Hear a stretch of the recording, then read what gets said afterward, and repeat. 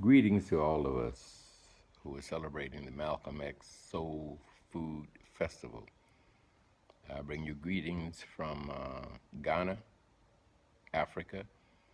I've been asked to do a short presentation on Pan Africanism.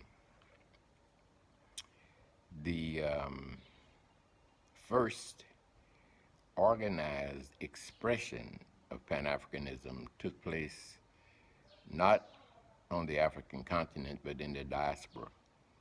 Now, this happened in 1900. And if we look at the history of Africa, we know that in 1900, Africa was totally and completely under lockdown by European colonialists.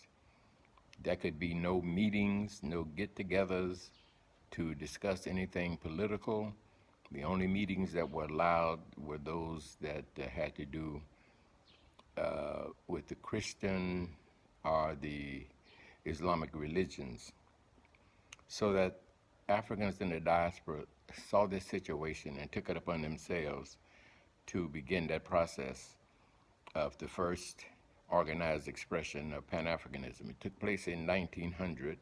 It was led by a brother from Trinidad named Henry Sylvester Williams. Great brother, a brother that we should all do more research and study on. It was a small gathering.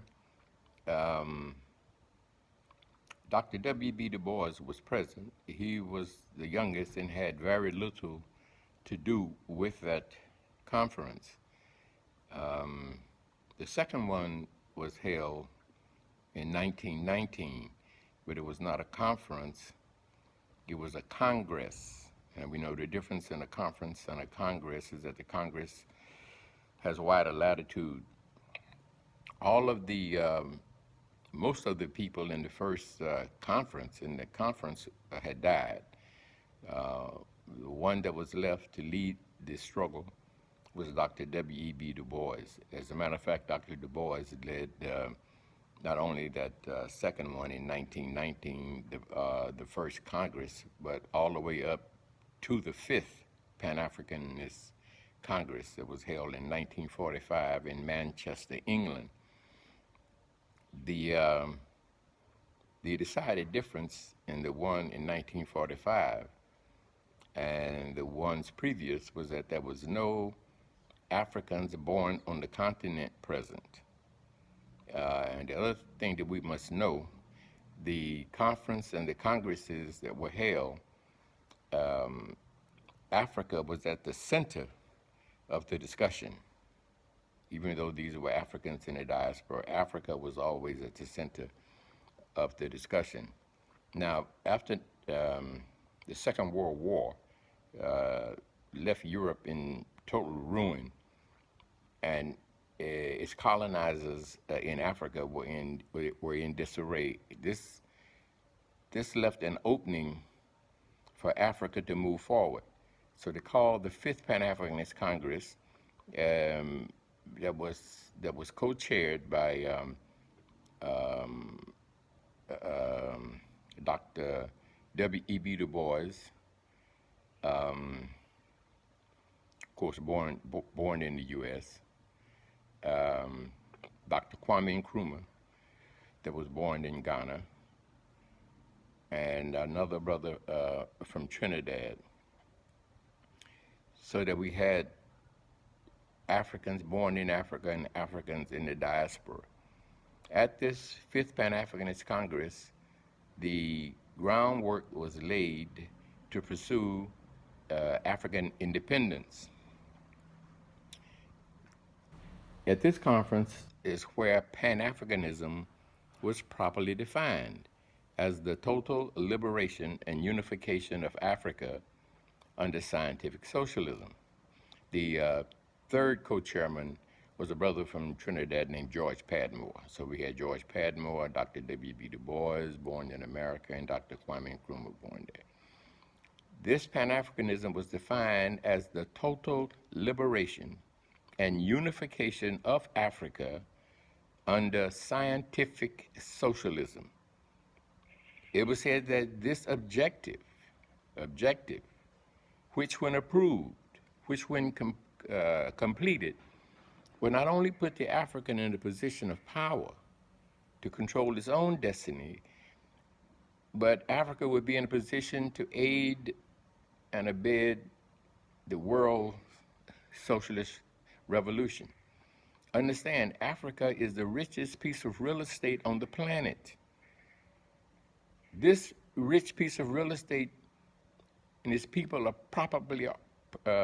properly organized would be the most powerful continent on the face of the earth, powerful enough to protect its sons and daughters no matter where they find themselves on the planet.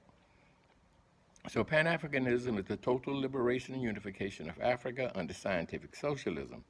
I promise you at some point in the near future, I will go into much more detail in, breaking Pan-Africanism down into its different components. But for now, we just deal with that definition.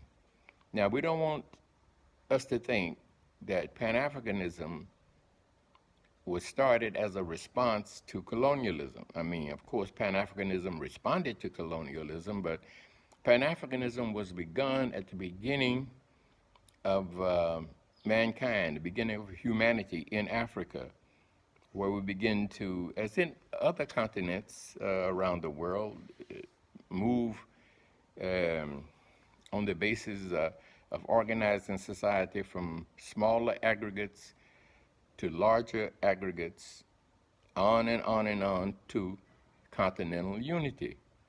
This is an evolutionary process. And like I said, that every continent follows.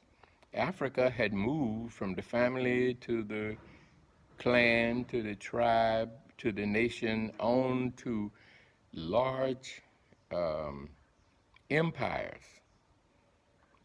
So the next step would have been continental unity. This process was interrupted by the advent of capitalism in the form of chattel slavery and colonialism.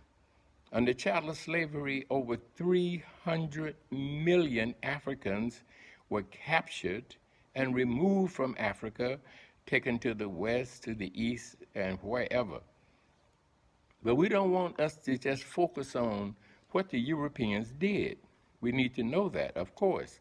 But we need to put the major focus on the resistance that the African masses put up against the advent of slavery and colonialism.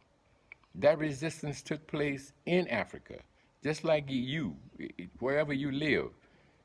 If your home, your house is invaded by foreigners to kidnap your people, you're going to fight. You're going to resist. It's human nature. Africans fought. Africans fought, and they say, well, why couldn't Africa prevail? Africa had never attempted to go and colonize other people, take other people's land, so we didn't have those kinds of weapons. The Europeans came with cannons and bombs and long guns and overwhelmed our people, but our people still fought and died to protect its integrity, to protect our people. When they took us to the dungeons to wait for the slave ship, Africans resisted. The young women who refused to be taken from the dungeon to the captain, whomever, to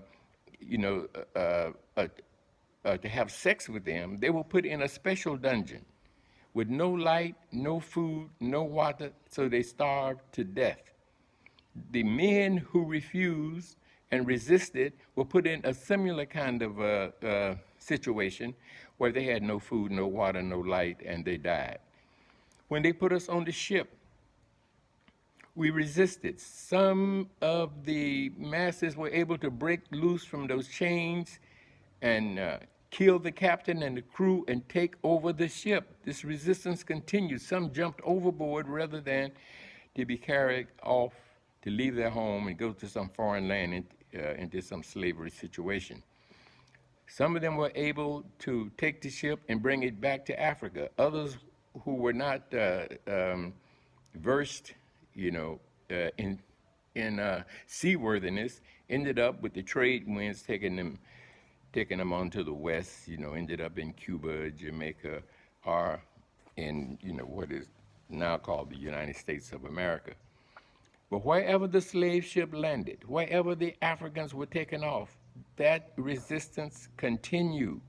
Slave revolts followed religiously, and that resistance continued and is continuing today. It's the same resistance. I see nowhere where we have signed any kind of peace treaty, uh, any kind of armistice, any kind of surrender.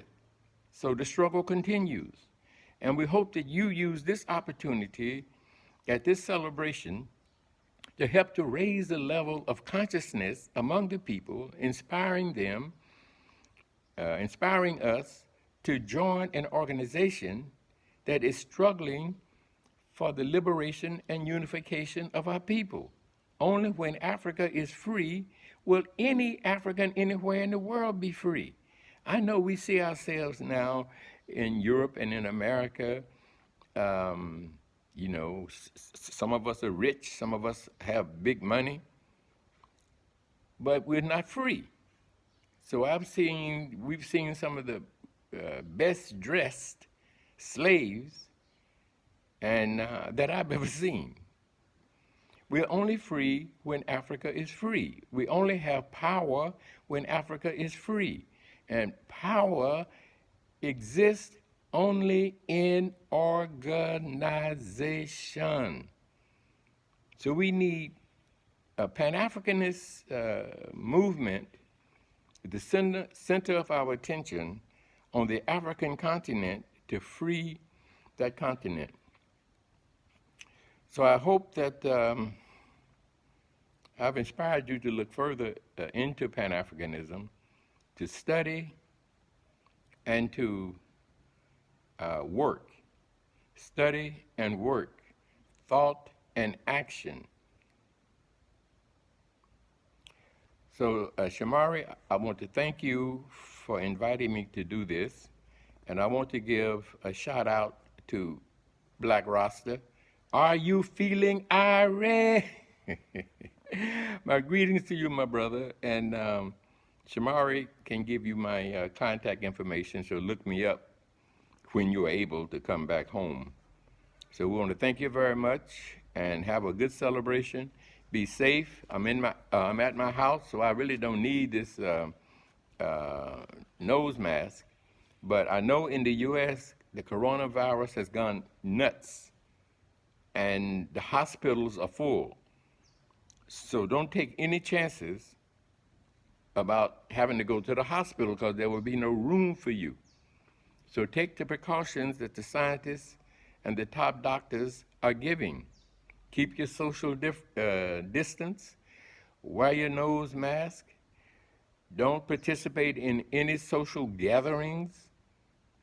You're doing activities in your house, make sure that those activities are confined to those who live in that house, and don't spread this virus.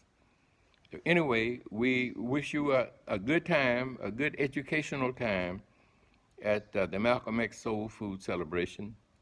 And as always, we stand ready for revolution. Thank you very much.